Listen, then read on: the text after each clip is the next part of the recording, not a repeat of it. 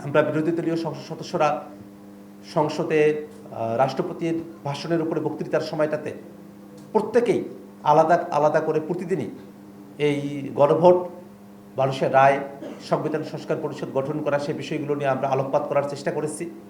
যে 5টি ব্যাংককে একীভূতকরণ করা হয়েছিল, ইসলামী ব্যাংকগুলো, যেখানে আসলে লুটেরেরা তারা ব্যাংকের অর্থগুলো জনগণের আমানত বা সরকার যে ভর্তুকি দিয়েছিল সেখানে সব কিছুকেই তারা লুটপাট করে নিয়ে গেছেন।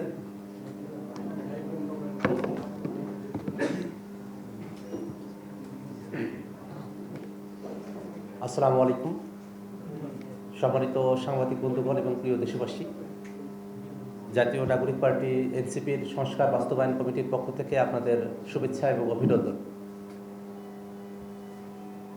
ত্রয়োদশ জাতীয় সংসদ নির্বাচনের পরে আমরা আশাবাদী ছিলাম, যেহেতু বাংলাদেশের অধিকাংশ জনগণ 70% জনগণ গণভোটে হ্যাঁ পক্ষে অবস্থান নিয়েছেন, অতএব নির্দ্বিধায় কোনো বাধাবিঘ্ন ছাড়াই জনগণের ম্যান্ডেটের মধ্য দিয়ে গণভোটের যে আকাঙ্ক্ষা, অর্থাৎ বাংলাদেশের রাষ্ট্রটির একটা গণতান্ত্রিক রূপান্তর, সেই পরিবর্তনগুলো, সংস্কারগুলো খুব সহজেই বাস্তবায়িত হবে, সেটাই ছিল আমাদের প্রত্যাশার জায়গা। কারণ গণভোটের বিষয়ে, গণভোটের রায়ের বিষয়ে সে ঐক্যবদ্ধ কমিশনের আলোচনা থেকেই আমরা সকল রাজনৈতিক দল একমত ছিলাম। সেখানে শুধু এনসিপি না, বিএনপি, জামাত এবং অপর রাজনৈতিক দলগুলো সবাই একমত ছিল যে গণভোটের যে ফলাফল আসবে সে ফলাফল সকলের জন্য বাধ্যতামূলক এবং এর অন্যথা করার কোনো সুযোগ নেই। যেহেতু জনগণই সার্বভৌম, জনগণের সার্বভৌম অভিপ্রায়ের যে বহিঃপ্রকাশ ঘটবে গণভোটের মধ্য দিয়ে, সেটা খুব দ্রুতই, অর্থাৎ যে সময়সীমা দেওয়া ছিল তার মধ্যকার সময় সেটা বাস্তবায়িত হবে। কিন্তু আমরা খেয়াল করে দেখলাম যে বিএনপি 2/3 মেজরিটি পেল এবং শপথ গ্রহণের দিনই তারা গণভোটের যে রায় সেটাকে অস্বীকার করল। গণভোটের রায়ের ফলাফল হিসেবে সংবিধান সংস্কার পরিষদ গঠন করা অবশ্য পালনীয় একটা কর্তব্য ছিল। সেই সংবিধান সংস্কার পরিষদে আমরা যারা এখন সংসদ সদস্য আছি তারাই মেম্বার হতাম এবং সেখানে সংবিধানের সাথে সম্পর্কিত বিষয়গুলো নিয়ে আলাপ আলোচনা হতো এবং যেভাবে গণভোটের রায় এসেছে, অর্থাৎ সংবিধানের সাথে সম্পর্কিত বিষয়গুলো, বিশেষত ভোটের পিয়ার অনুযায়ী উচ্চকক্ষ গঠন করা, তত্ত্বাবধায়ক সরকারের নতুন ফর্মুলাকে গ্রহণ করা, নির্বাচন কমিশন সহ সাংবিধানিক প্রতিষ্ঠানগুলোতে একটা নিরপেক্ষ বোর্ডের মধ্য দিয়ে নিয়োগ প্রদানের কার্যক্রম সম্পন্ন করা, যে বিষয়গুলোতে আমরা সকলে একমত হয়েছি 30টি বিষয়, সেগুলোকে যেভাবে জুলাই সনদের মূল ভাষ্যে বলা হয়েছে সেভাবে সেগুলোকে সংবিধানে অন্তর্ভুক্ত করা এবং এর বাইরে কিছু বিষয় ছিল যেগুলো দলগুলোর তাদের নির্বাচনী এজেন্ডা ইশতেহার অনুযায়ী তারা সম্পন্ন করতে পারবেন, সেভাবেই আমরা সামনের দিকে অগ্রসর হব, এটাই প্রত্যাশার বিষয় ছিল। কিন্তু সেটা সম্ভবপর হলো না, বরং নানাভাবে এই গণভোটের রায়কে, সংবিধান সংস্কার পরিষদ বা জুলাই সনদ বাস্তবায়ন যে আদেশ, সেটাকে সরকার দলের তরফ থেকে কখনো বা প্রতারণা, অন্তহীন প্রতারণার দলিল বলা হলো, কখনো বা এটাকে অসাংবিধানিক, আইনগত কর্তৃত্ব বহির্ভূত হিসেবে সেটাকে পরিচিত করানোর একটা প্রবণতা আমরা সরকার দলের তরফ থেকে দেখতে পেলাম। সেই প্রেক্ষাপটে আমরা যারা বিরোধী দলীয় সংসদ সদস্যরা আছি, আমরা সংসদের ভিতরেই সে আলোচনাটাকে আমরা প্রমিনেন্ট করতে চেয়েছি। আমরা মুলতবি প্রস্তাব নিয়ে এসেছিলাম এই সংবিধান সংস্কার পরিষদ গঠনের বিষয় নিয়ে, সে বিষয়টা নিয়ে আলাপ আলোচনা হয়েছে।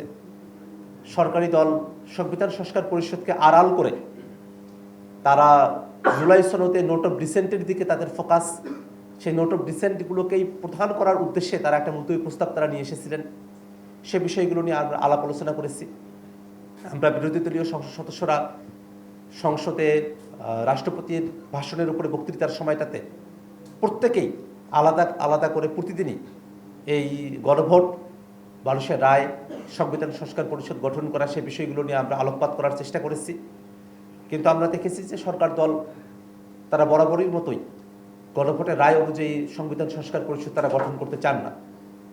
এমনকি তারা এই কথাও বলেছেন যে এই সংবিধান সংস্কার পরিষদের যে আইডিয়া বা কনসেপ্ট, সেটা কোনোভাবেই নাকি যুক্তিসঙ্গত নয়, বা সংবিধানকে শুধুমাত্র সংশোধন করা যেতে পারে, সেটাকে সংস্কার করা যায় না, এই ধরনের বক্তব্য তারা উপস্থাপন করেছেন। অথচ ঐক্যমত্য কমিশনে আমাদের আলোচনাই ছিল, যেহেতু সংবিধানের সাথে সম্পর্কিত এমন কিছু বিষয় আমরা পরিবর্তন আনতে চাই যেটা সংবিধানের মৌলিক যে কাঠামো অর্থাৎ বেসিক স্ট্রাকচার, সেটাকে ভায়োলেট করে, এবং সেই বেসিক স্ট্রাকচারকে ভায়োলেট করে সংবিধান সংশোধন করলে সেটা কোর্টে গিয়ে টিকসই হবে না। সেক্ষেত্রে আমাদের একটা হায়ার স্ট্যাটাসের একটা বডি প্রয়োজন, যেখানে সংবিধানের মৌলিক কাঠামো বেসিক স্ট্রাকচারে যদি আমরা পরিবর্তন আনতে চাই সেটাকেও টেকসই হবে।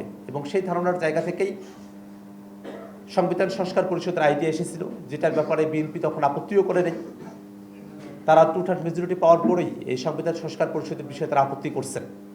তো আমাদের কাছে সামগ্রিকভাবে মনে হয়েছে যে এই গণভোট, সংবিধান সংস্কার পরিষদ এবং বাংলাদেশের সংস্কারের যে জনগণের আকাঙ্ক্ষা, সেটাকে বাস্তবায়ন করার জন্য সংসদের ভিতরে এবং বাইরে সর্বত্র আমাদের এই বিষয়গুলো নিয়ে কথা হওয়া প্রয়োজন।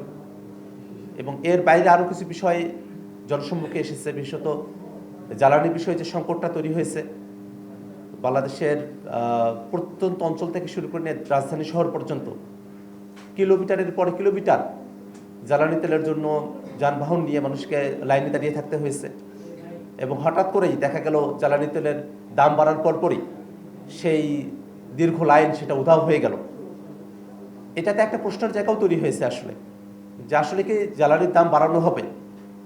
এই কারণেই পূর্বে একটা সংকট তৈরি করা হলো, জনগণকে একটা ভোগান্তির মধ্য দিয়ে নিয়ে যাওয়া হলো, যাতে মানুষেরা জ্বালানি তেলের দাম যে হঠাৎ করে এত পরিমাণে বৃদ্ধি করা হলো, সেই বিষয়টাতে মানুষের রিয়াকশনের থেকে, মানুষ যে লাইন থেকে মুক্তি পেল, সেই সুস্থিতির মধ্যে মানুষেরা ভুলে যাবে, এই ধরনের একটা পরিবেশ তৈরি করার কোনো একটা মেকানিজম সরকারের তরফ থেকে ছিল কিনা, সে প্রশ্নটাও এখন রয়েছে। যদিও জ্বালানি তেলের এই বিষয়টা নিয়ে সংসদে একটা কমিটি গঠন করা হয়েছে, তার একটা সময়সীমা আছে, আমাদেরও তরফ থেকে সেখানে সদস্যরা আছেন। আমরা পুরো বিষয়টা খতিয়ে দেখতে চাই যে আসলে এখানে সংকটটা কোথায় থেকে এটা ঘনীভূত হলো। এবং এর বাইরে গিয়েও আপনারা জানেন যে অর্থনীতিতে একটা বড় ধরনের ধকল সামনের দিনে আসতে যাচ্ছে। বিশেষত গত পরশুদিন আমাদের স্বরাষ্ট্রমন্ত্রী, আমাদের অর্থমন্ত্রী, তিনি বাংলাদেশের অর্থনৈতিক পরিস্থিতি নিয়ে সংসদে যে বিবৃতি দিয়েছেন, তাতে ভীত সন্ত্রস্ত হওয়ার মতো অর্থনৈতিক পরিস্থিতি আছে বাংলাদেশে বলেই আমাদের কাছে মনে হয়। আমরা দেখলাম যে আমাদের সমস্ত সমীক্ষাতেই, স্ট্যাটিস্টিক্সের ডাটাগুলোতে বাংলাদেশের অর্থনৈতিক অবস্থা একেবারে ভঙ্গুর একটা অবস্থার মধ্যে আছে অর্থমন্ত্রীর বক্তব্য অনুযায়ী। এবং সে সময়টাতেই আমরা খেয়াল করে দেখলাম যে 5টি ব্যাংককে একীভূতকরণ করা হয়েছিল, স্থায়ী ব্যাংকগুলো, যেখানে আসলে লুটেরেরা তারা ব্যাংকের অর্থগুলো, জনগণের আমানত বা সরকার যে ভর্তুকি দিয়েছিল সেখানে সব কিছুকেই তারা লুটপাট করে নিয়ে গেছেন। সেখানে ব্যাংক রেজুলেশন আইনটা সংসদে পাশ করা হলো, হঠাৎ করেই সেখানে একটা সংশোধনে নিয়ে আসা হয়েছে এক রাতের ব্যবধানে 18 ধারায়, যে মাত্র 7.5% অর্থ যদি প্রদান করা হয় তাহলেই তারা আবার ব্যাংকগুলোর মালিকানা ফিরিয়ে পাবেন। এটা খুবই কঠিন একটা পরিস্থিতি, কারণ আমরা দেখলাম যে লুটেরাদের কাছেই এই ব্যাংকগুলোকে আবার ফিরিয়ে দেওয়ার একটা আইন প্রণয়ন করা হয়েছে।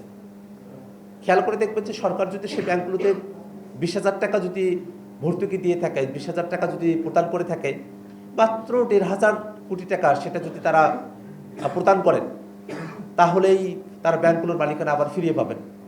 তো যারা 20,000 কোটি টাকা লুটপাট করেছে তাদের জন্য 1,500 কোটি টাকা প্রদান করা তো খুবই সামান্য ব্যাপার আর কি। তো তারা তো আসলে এই 1,500 কোটি টাকা ফেরত দিয়ে 20,000 কোটি টাকা তারা যেটা লুটপাট করেছিলেন সেটাকেও তারা বৈধ করতে পারবেন, এবং সামনের দিনে আরও হাজার হাজার কোটি টাকা তারা আসলে লুটপাট করতে পারবেন। এই ধরনের একটা পরিবেশ এই একীভূতকরণকৃত ব্যাংকগুলোতে এটা তৈরি হয়েছে। সামগ্রিকভাবেই বাংলাদেশের অর্থনীতি, এই জ্বালানি সংকট এবং সংস্কার এবং গণভোটের যে বিষয়গুলো আছে সেটা নিয়ে দেশব্যাপী জাতীয় পর্যায়ে যে সংকটগুলো তৈরি হয়েছে, সেটাতে সমাধানের পথ কোথায়, সেই অন্বেষার জায়গা থেকে জাতীয় নাগরিক পার্টি এনসিপির সংস্কার বাস্তবায়ন কমিটির পক্ষ থেকে আমরা একটি জাতীয় কনভেনশনের আহ্বান করেছি। সেখানে জাতীয় নাগরিক পার্টি এনসিপির নেতৃবৃন্দ যেমন থাকবেন, এর বাইরে অপরাপর যে রাজনৈতিক দলগুলো আছে, এমনকি যারা সরকার দলের আছেন তাদেরকেও আমরা ইনভাইট করেছি। আমরা আশা করব যে তারাও সেখানে অংশগ্রহণ করবেন। বিরোধী দলের যারা আছেন তারাও অনেকে এখানে অংশগ্রহণ করবেন। এর বাইরে যারা এক্সপার্ট আছেন, বিশ্ববিদ্যালয়ের প্রফেসর থেকে শুরু করে নিয়ে অ্যাক্টিভিস্ট এবং যারা বাংলাদেশের রাজনীতি, অর্থনীতি এবং সংস্কারের বিষয়গুলো নিয়ে যারা গভীর জানাশোনা যাদের আছে, সে মানুষদেরকে আমরা এখানে আহ্বান জানিয়েছি, যাতে করে আমরা একটা জাতীয় পর্যায় থেকে সকলের মতামতের ভিত্তিতে আমরা একটা সমাধানের পথ যাতে আমরা খুঁজে পাই, সে আকাঙ্ক্ষায় কালকে সারাদিনব্যাপী একটি জাতীয় কনভেনশনের আহ্বান করা হয়েছে। সেখানে বাংলাদেশের আপামর জনতা, আপনাদের সকলকে আমরা আহ্বান জানাই যে আপনারা জাতীয় কনভেনশনের আলোচনাগুলো আপনারা ফলো করবেন এবং আপনারা যারা সাংবাদিক বন্ধুরা আছেন তাদেরকে আমরা আহ্বান জানাই যে আপনারা মিডিয়া কাভারেজ সেখানে দিবেন এবং আমরা চাইব যে সকলের সম্মেলনের মধ্য দিয়ে এই জাতীয় কনভেনশনটি সফল হবে এবং সামনের দিনেও যতক্ষণ পর্যন্ত না সংস্কারের বিষয়গুলোকে বাস্তবায়ন করা হয়, আমরা জাতীয় নাগরিক পার্টি এনসিপি আমরা সংসদের বাইরে সর্বত্রই আমরা সংস্কারের যে আকাঙ্ক্ষা, গণভোটের যে রায়, সেটাকে বাস্তবায়নের জন্য আমাদের যে লড়াই সেটা আমরা চালিয়ে যাব এবং সেই লড়াইয়ে বাংলাদেশের আপামর জনতাকে একাত্ম থাকার আহ্বান জানিয়ে আজকের যে সংবাদ সম্মেলন আমরা সেটার ইতি টানছি। ধন্যবাদ সকলকে।